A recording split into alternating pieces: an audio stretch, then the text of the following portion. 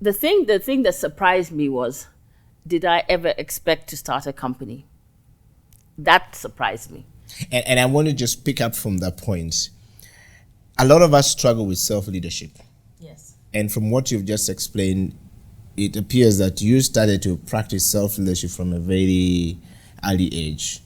And coming from a very strong background of a woman who picked herself and took herself to a male-dominated space and owned it. And today she's known in Africa as a lady who was refined in that space. What was the journey like? I told you I started my oil and gas in Canada, then moved to the US. And I first started in the marketing division. That's why I never poo-poo marketing. So I'm here as an engineer, sitting in what was marketing division for US, Mexico. I was able to observe an area of the oil and gas industry that I really didn't know. It was called Oilfield Services. I didn't necessarily look at my dark skin or my Africanness as being a barrier, but more so I'm a woman and I'm not seeing women like me up in the higher stratosphere.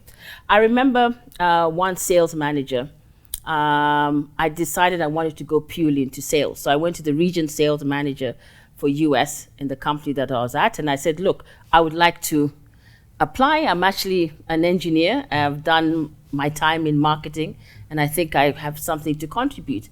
And he took one look at me and he said, no, you cannot come here. And I said, why? And he said, because most of us have come out of the field. You need to understand what happens on the ground to be able to sell the products and services.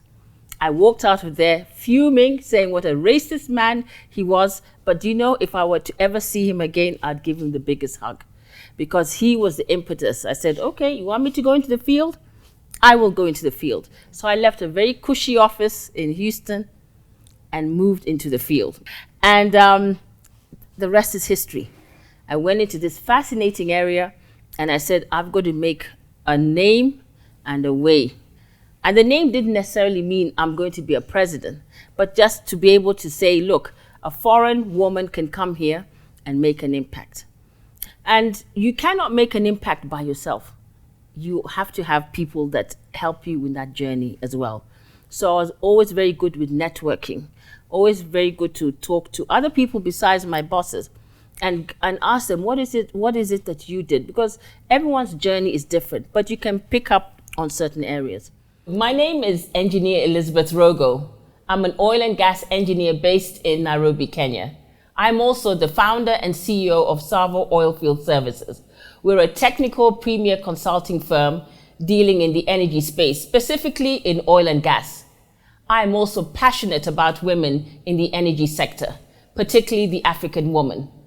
And this is my story. Eddieokila, Elizabeth Rogo. Engineer. We are done. Wait. Eddieokila, the ordinary one, and Engineer Elizabeth Rogo.